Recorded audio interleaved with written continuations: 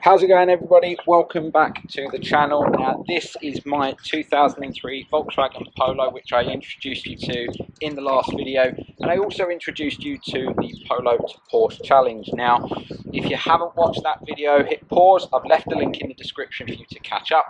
If you're new to the channel, welcome. Please consider subscribing if you like what you see. And in today's video, we're going to start taking things apart and working out what we need to get this car ready for sale. So I'll see you in the video. So now that the car is clean, we can take a good look around it and see exactly what's going to need doing, both on the outside, on the inside and under the bonnet. As mentioned in the first video, we've got a low pressure in the tyre here. There's a few scuffs and whatnot around the bodywork. There's this surface rust here on the corner of the arch, which again I'm not going to do anything about. The wheels have got some scuffs on them as well, but again I don't think we're going to have it in the budget to refurb those.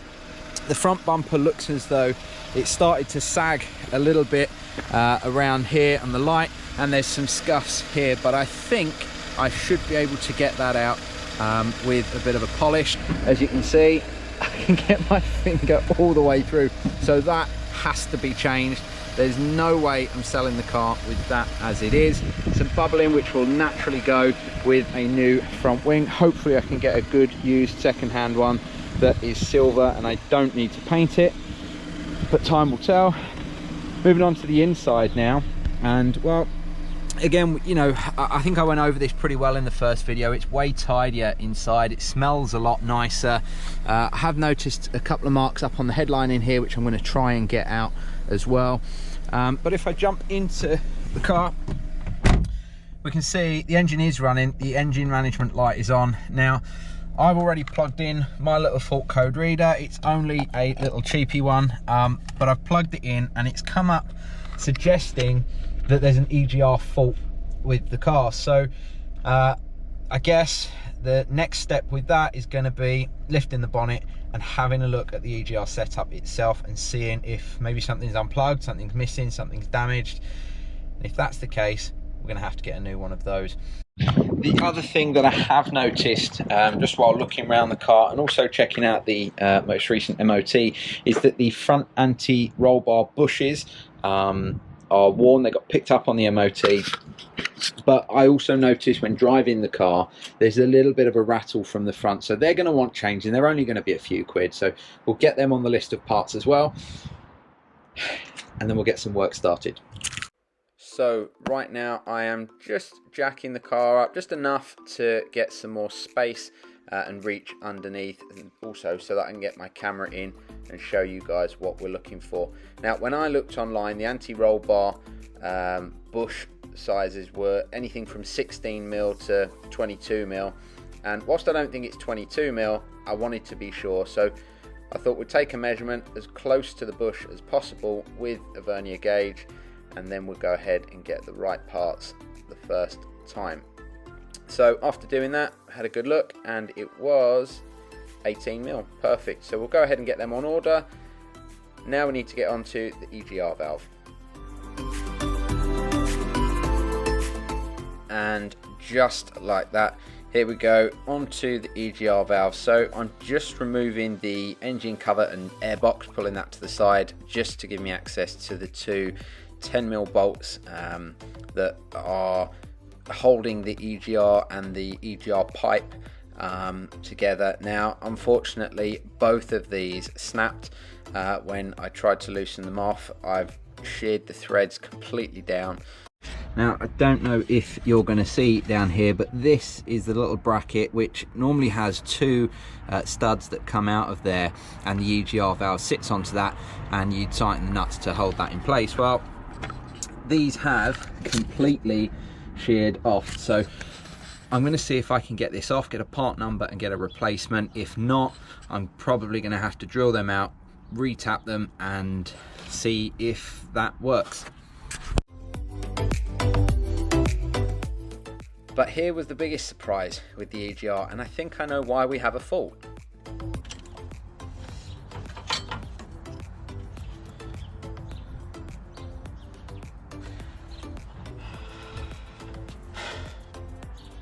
So one of the more really frustrating things with this EGR valve is that that's clearly been like that for some time, but it's only recently pinged up a fault code on the engine, which has brought up the engine management light. So whether somebody has tried to plug that before or what, I just don't know, but it's obviously got to be replaced. So I've had a little look online to get a direct replacement, and they're not the cheapest.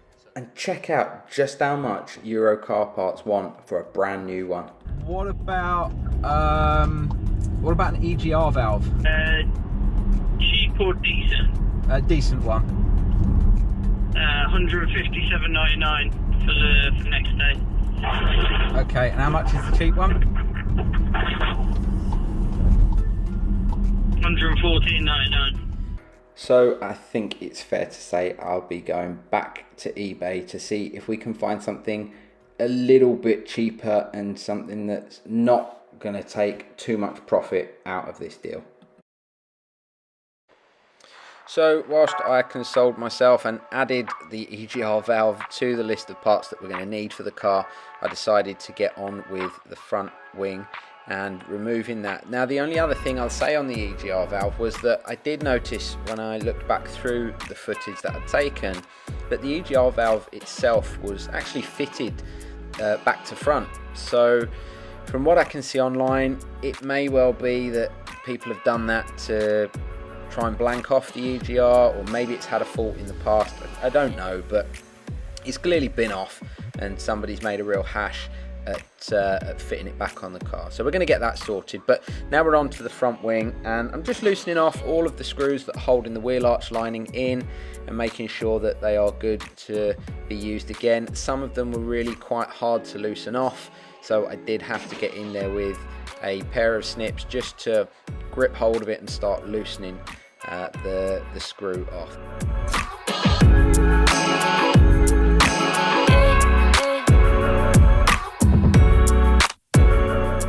And just when you feel like you've got all of the screws holding the wheel arch liner in, you realise there's one more, and there it is, got it.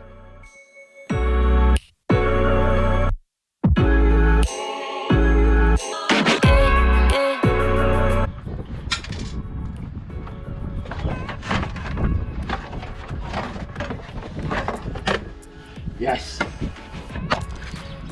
Now that the inner wheel arch liner is out, there is a huge amount of mud and dirt and all sorts that I am going to have to clear out to get to the last two bolts that are holding this wing on and get this wing off the car.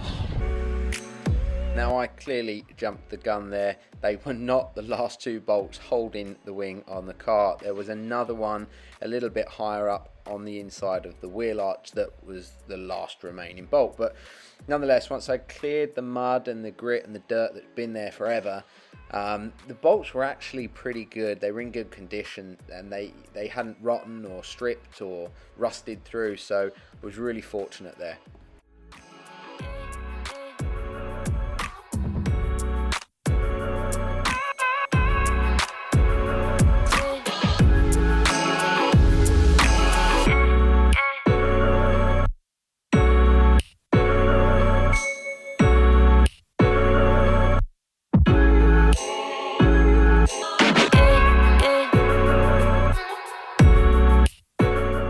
So now that we've removed those two bolts and I can take away the ones at the top of the wing that I'd loosened earlier, we can get the wing off the car completely now.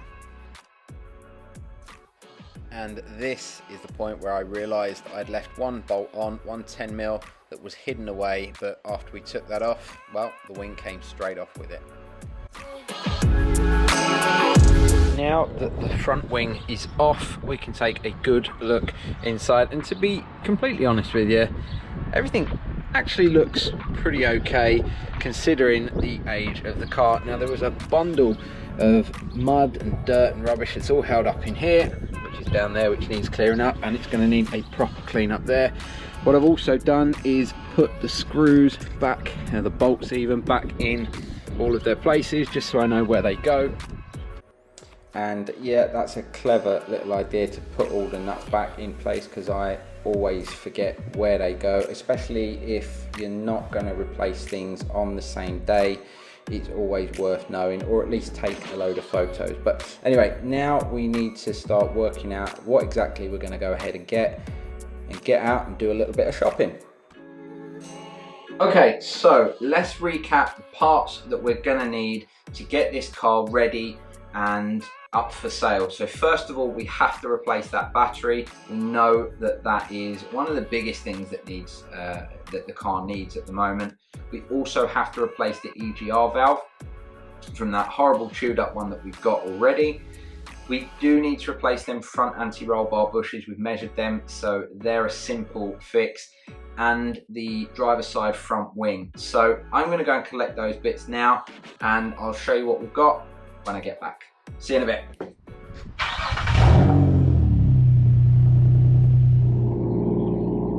So I decided to come out today in the 350Z. I've not been out in this car for a little while, and since replacing the clutch, I've not done many miles, so I thought a great opportunity, put a few miles on the car, go and collect the bits that we need. So right now I'm going to pick up the two front anti-roll bar bushes. I've measured those, they're 18mm, so I'm going to collect those. I'm also going to collect a new battery, a new EGR valve, and a front wing for the Polo as well. I was trying to get hold of a decent used front wing that was going to be the same colour, just a simple bolt off, bolt on job, but everything out there was either a different colour, silly money, or had already got rust on it, and it made sense just to go for a brand new part. Now it does mean I've got to paint it. It comes primed, but it's going to need painting, which is something that I don't have a great deal of experience with, but I'm going to give it a go anyway. And here are the bits. So we've got a brand new battery for the car, the two 18mm front anti-roll bar bushes, the new EGR valve as well. I've got to come back across and pick up the wing. I cannot get it in the back of that, in the back of the 350Z, and that's just purely down to the size of the wing and the fact that, well, there's a big old strut brace that goes across the back. So I'm going to head home, grab the other car, come and collect that. And that is exactly what I got onto next. But as in true car enthusiast style, it didn't take long before I took a slight detour and, well, asked myself a question that's been kind of bugging me with this car a little bit. You know, I really quite like driving this car, but there's one thing that's bugging me, and I think it is the exhaust. Now, I know it's got a blow, one of the flexies has gone, but I don't know, that I can't decide whether I really like the exhaust or whether it just drones too much. I don't know. Drop me a comment, maybe let me know what you think, and if maybe we should do some videos on this car as well. All right, let's see if we can get a clear gap, and let's see what you think to the sound of this.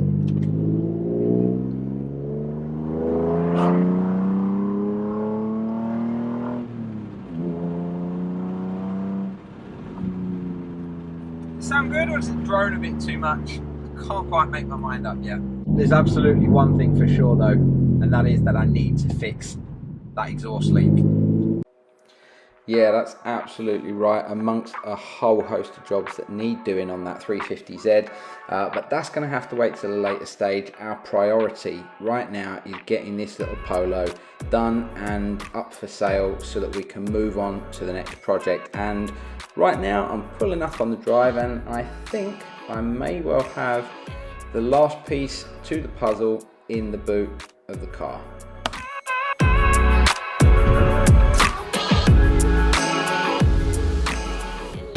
Here's the front wing.